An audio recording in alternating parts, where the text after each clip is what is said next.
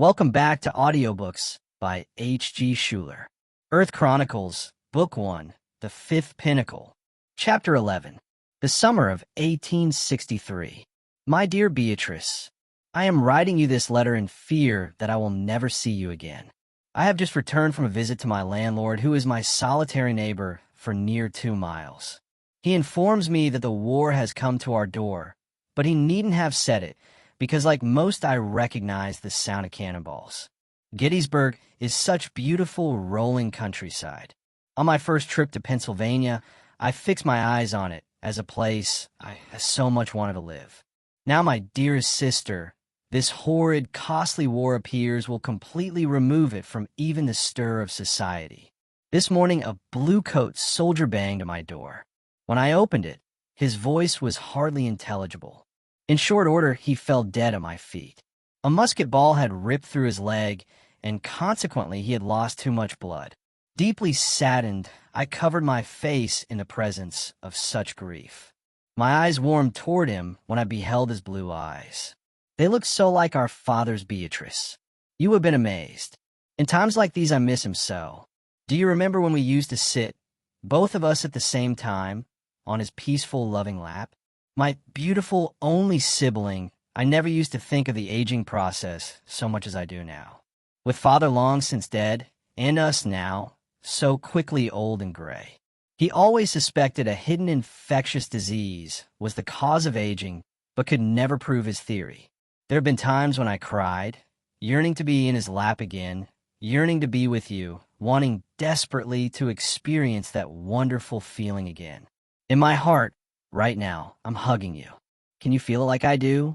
Close your eyes, my dear, beautiful sister, and I make a promise that you will. I want you to recollect how happy we were, as I do now. Yesterday, during a hail of cannonballs, I encountered the nauseating sight of 2 other bluecoats running past my house. I'm told they will eventually be caught and hanged for desertion. I have thought about writing a letter to President Lincoln pleading for their cause. They are nothing more than scared teenagers running from desolation, as all men should. Right now, as I am writing you this letter, I am looking out the window at another bluecoat. He is trying to take my horse, but thanks to my landlord's instructions, I have him chained up. The sight is almost more than I can take. The soldier's breaths are like suffocating sighs, and it's clear that tears are running down his smoke-covered cheeks. He's leaving now, running away. He's the 3rd since yesterday. He can't be more than 18 or 19, just a boy trapped in the depths of agony. I have heard it's the same for the Confederates. Do you think they have actual grown men in this war? Because of such said dangers, I am thinking of moving. That is, if this contemptible war will allow it. I have received a letter of invitation quite unexpectedly from a man in Tallahassee. If this city is unfamiliar to you, it is in the state of Florida. Currently, it is the state's capital due to its proximity to the Atlantic Ocean and the Gulf of Mexico. This once wild territory has settled down considerably since its statehood, which was official in 1845, some 18 years ago. Its Indian problems have all but disappeared now that the Seminoles have been sent out west to the Oklahoma Territory. So if you've heard any talk of Florida's Indian problems, you can now disregard it. The man that sent me an invitation to move there is a wealthy scientist and landowner by the name of James Jenkins. He owns 2 sugar plantations, 1 cotton, and many commercial buildings, some of which he rents out to the state government. However, he says his real interest lies with the brain. He has studied some of Father's theories as well as my own and has become intrigued with us. When he read in the Tallahassee paper that one of Franz Gall's daughters, who also studies the brain, was still alive and living in Pennsylvania, he took action to find me. He has made me a lucrative offer to teach and train him extensively in the goings-on of the brain. This opportunity also allows me to further my research. I at first replied with very little interest to leave this beautiful area that the locals call God's country. But I do so desperately miss my work, due to my heavy leanings in renewing my brain research, and of course the hostile environment I now find myself in. I have made the decision to accept his generous offer. If Florida turns out to be less than expected, it will still be better than the shell Gettysburg is being turned into. I think that the Tallahassee newspaper gave me more credit than I deserve. To quote them, they say that Gall's daughter, Angela, is still one of the foremost authorities on the brain.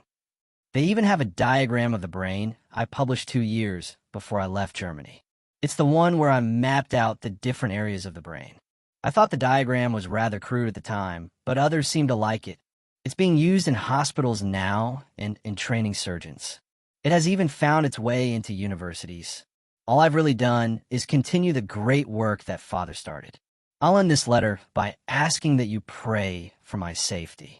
However, I would be remiss if I didn't ask you to pray more so for all the boy soldiers in blue or gray. Blessed be the God of all comfort, who sustains during times such as these. When this dreadful war is finally over, I will once again venture over that great mass of fear-inspiring water to visit you. I hope I'm not too old and worn out by then. Maybe I will write you first and send you passage fare to St. Augustine. After all, you are younger than me by almost 2 years. I could meet you at the ship's docking, and we could ride the coach to Tallahassee. To see you again, my dearest, would be like breathing the air of heaven. Until that most desirable day. Your sister, Angela Renegal. The blinds of the Hotel Casa's sitting room were drawn due to the oppressive August sun. In the dim, sultry atmosphere, Angela's face resembles one of disappointment as she sits knitting in a soft cushioned chair. When the door swings open, she hardly stirs from her knitting or notices the handsome young man entering. He quickly recognizes her from the description she gave in one of several correspondences. To get her attention, he clears his throat. She looks up with a distant, faraway expression, her working hands resting in her lap. Miss Gall, I wish to express the hope that I have not inconvenienced you by my tardiness. Please rest assured that our agreement to meet at the ship's docking was important to me. I was delayed at a ferry crossing for almost a full day due to inclement weather. I shall reimburse you for any monies you have put out for food and carriage these last 4 hours. You were right to come to the Hotel Casa, where you could be comfortable until my arrival. Again, my apologies, ma'am. Do you represent Mr. James Jenkins, boy? I understand your confusion, Miss Gall. I haven't been able to shed my baby-face looks yet. I'll have to ask your patience with me, but I am indeed him, ma'am. But you can't be more than 21 or 2. If I could control it, I should not allow you to inconvenience me any longer. But as it is, you've already got me here. The least you could do is tell me under what false pretense you have done so. He sits down on the edge of a sofa directly across from her. It seems I have underestimated my boyish face. However, I assure you to the best of my abilities that my sending for you was with the most honorable intentions. I wish to study the brain, and I wish it to be with the greatest teacher on the subject. Your father, God rest his soul, and you, ma'am, are at the forefront of brain research. If you will indulge me, I promise to be an attentive student. You will not have to repeat yourself twice. If you need time to think about it, I will pay for your accommodations here at the Hotel Casa for as long as you need. You don't look like a man who could pay what we agreed to by letter. Nevertheless, I can pay it and more if you desire it to keep you here. I think that circumstance requires me to accept the invitation. You should know, however, that if there weren't a war raging in the states north of us, I would be more inclined to board another ship. I'm sure, Miss Gall, I don't have to tell you how happy I am of your decision to stay. Would you please call me Angela from henceforth? In the presence of such youth, I'm starting to feel like an old maid. If it pleasures you, then Angela it is, and Angela it will always be. I have taken the liberty of arranging a room for you in a large building adjacent to my house in Tallahassee. My wife has furnished it with suitable bedding and furniture. It's nothing extraordinary, but I think you'll find it to your liking. Anything else you need, we will purchase upon arrival. You will have a domestic servant to attend to your needs, and you will take all your meals with me and my wife, as this is only a short walk away. Our cook of many years prepares nourishing, tasty meals 3 times a day. I hope this meets with your approval. As long as the ventilation is good, All of your efforts sound acceptable. I have made sure of the ventilation with a large double window on the west-facing wall and a push-out transom over the door. The air is more humid than you are accustomed to, but in a few months, you will not notice it as much. The summers are hot, but the winters are reliably nice. I'm sure you will not miss the ice and snow so much as a minute. No, I should guess not. Has your luggage been moved to a room? No, it's here in the sitting room, over there in the corner. I'll procure a room for each of us, then send the bellhop for it. There's plenty of time, but they won't move to assist unless I've shown them my keys and waved a few coins at them. When I arrived here, there was an attendant both rough and uncultivated. His dress and speech were rude, devoid of the superiority I would expect from an establishment like this. I don't want him carrying my luggage or coming to my door. Most certainly not, Angela. I won't allow him to encroach on your patients a second time. What did this attendant look like? He'll be easy to spot. He's the only one here with whiskers. I'll see to it they keep him away from you. Before we withdraw to our rooms, do you have any questions for me? Nothing that can't wait until we dine. But there's one thing I've been wondering about. And what might that be? Tallahassee is such an unusual name. If I'm going to live there, I shall like to know the meaning behind that name. Tallahassee is an Appalachian Indian word meaning old town or abandoned fields. Not very romantic, nor clever for that matter. The area became an abandoned Appalachian village. In 1656, a Spanish deputy governor and his crew settled in the Appalachian town that they called San Luis in what is now West Tallahassee. When they abandoned it, the Indians started calling it by its current name. Thank you, James. It seems silly, but I always wonder about names. Why some that are so obvious a blunder can remain so? Why are there never any attempts to correct them? Tallahassee lies halfway between the Gulf and the Atlantic, so why not change it to a more fitting name? What would you propose? How about Midway or Middleton or maybe Junction City? Say, you're good at this. I do quite like Junction City. Yes, it has a nice ring to it, doesn't it? Angela, when do you usually dine? I prefer 7 o'clock. I'm sure that's the European in you.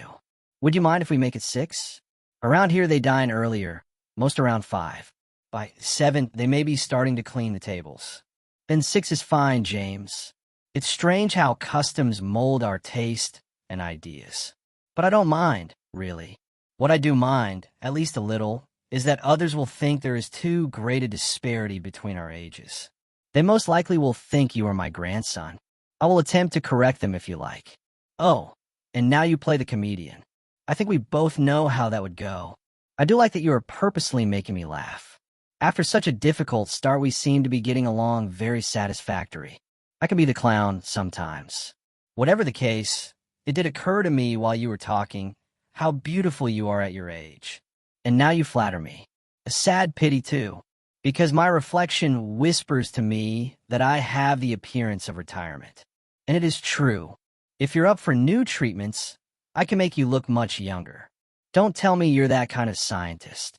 A chemical scientist, I presume. I am. I've developed facial tonics that work wonders. But my revitalizing injections are astonishing. They will make you feel young again. We could discuss it later while we dine if you like. If you've been using the treatments on yourself, then I should like to hear what you have to say. I have indeed, and I look forward to the discussion. Now, if you can wait a few more minutes, I'll see to the accommodations. After being led upstairs, Angela fastens her door and glances around the room. She notices a poster bed with mosquito netting, something she's not used to seeing. The netting is tied up with white ribbon and connected to a frame protruding inward from its post. The whole room consisted of an old-fashioned couch, a small writing desk with chair, and a large oak chest with squares cut out near the top. When she approached the chest, she could see that the squares were covered in glass and that it formed a little closet. Next to the writing desk, there was a ledge with books piled up for the occupant's convenience. One book was a ledger opened and covered in writing. There were all kinds of characters crudely drawn like a child had been here. She leans against the wall, smiling and looking at them. A note next to the ledger asked for pen and ink commentary, so she starts flipping through the pages. Some were no more than detached sentences, while other parts took the form of a regular diary. She notices more words and characters scrawled in the hands of child, and this strangely prompts her to amuse herself with her own words. Today started with an awful flood of rain. It came just as all passengers were leaving deck to the mainland. If I had not had an umbrella, I would have caught the brunt of it. The day has since gotten much better, as I now find myself in a comfortable, well-equipped room. My voyage here was the initiatory step of a great change in my life. Tomorrow I leave by coach to Florida's capital city, Tallahassee. I have my prayer book and will refer to it heavily. If things go wrong, I will knowingly answer for it. However, I have always been invigorated by a terrific challenge. This move into the unknown may be the most noteworthy of my life. I am hoping it will be a last, sought-after blessing and not a final downfall. I would like to say to those in charge of this fine establishment that you should at once dismiss the attendant with the whiskers. Any man who would steal the face of a baboon and take it for himself is not worthy of such a position. Rest assured, he'll not change his crude ways. You'd as soon squeeze a fart out of a dead cow. I hope you don't mind my humor on this last matter. I couldn't think of a better way to address my concern. Thank you for arranging this wonderful room for my rest. Angela Renegal, Gettysburg, Pennsylvania, August 21st, 1863. She began to nod drowsily over the dim pages of the ledger. Noticing this, her eyes wandered from the print to the room's singular window. She walks over and pushes the drapes apart to give more light. Her brain tired and only half conscious, she sits on the edge of the bed, sinks back and falls asleep. As soon as her head touches the pillow, she starts to dream, wearied from worry and travel. Hours later, to her relief, she is awakened by a gusty wind and the tapping of rain on the window pane. She prepares herself, then hurries from the paradise of her room to the Hotel Casa's dining room to meet James. Almost immediately, she spots him waving to her. Sitting quickly, she sounds somewhat out of breath. Sorry to keep you waiting. I lighted on a spot where it was close to impossible to get up. So, you fell asleep? She smiles with her whole face, a tinge of pink filtering to the surface. Yes, I was compelled to rest. It was out of my control. The apology is unnecessary. I'm rather glad you've rested up. James, have you lived in Tallahassee a considerable time? I believe you mentioned 18 years. I may have mentioned 18 years in referencing Florida's statehood, but I don't think I said what you thought. That's right. My mind's a little fuzzy from sleep. Surely you weren't raised there, though. I've lived there for a long time, but it could hardly interest you. No doubt times are greatly changed since then. You've seen many alterations, haven't you? Yes, and a good many troubles, too. You don't sound like a native of the country. I detect an exotic English accent. There is a pause, and then an interruption by the waiter. Today we have roast beef or chicken. Both come with an assortment of vegetables and fresh rye bread. To drink, we have coffee, tea, cow's milk, or if you prefer it, goat's milk. Will the gentleman be ordering for both of you? No, please start with the lady. The chicken and the tea. And I should like some ice water, please. And you, sir? I'll have the same. Very good. The wait won't be long. Where were we, James? You were asking about my history. I'm sorry I didn't wait for an invitation. You seem so companionable, I felt it okay. Before I came to live in Tallahassee, I spent time in New York. And your birthplace? England, Liverpool to be exact. What of your parents? Both my parents died of consumption while I was in college. Do you mind if I ask where you got your money at first? Growing up, I learned the management of land from my parents, who themselves had inherited an enormous amount.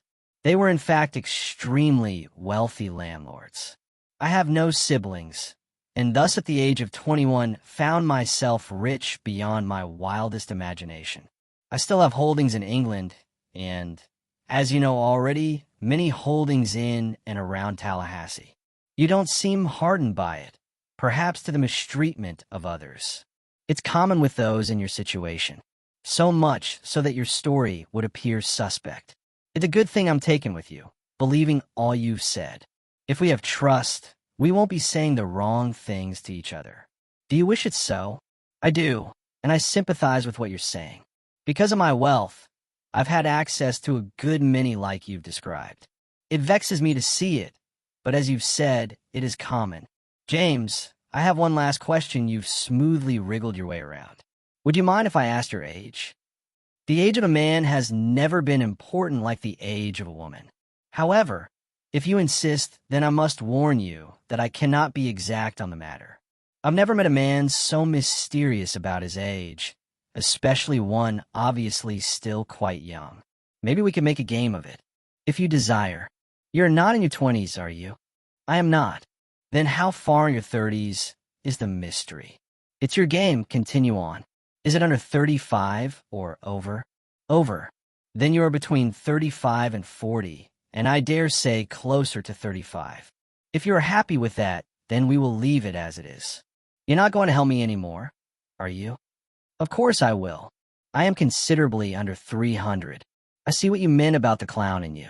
Since you have a face almost half your age, I should like to hear of these age-defying treatments you mentioned earlier today.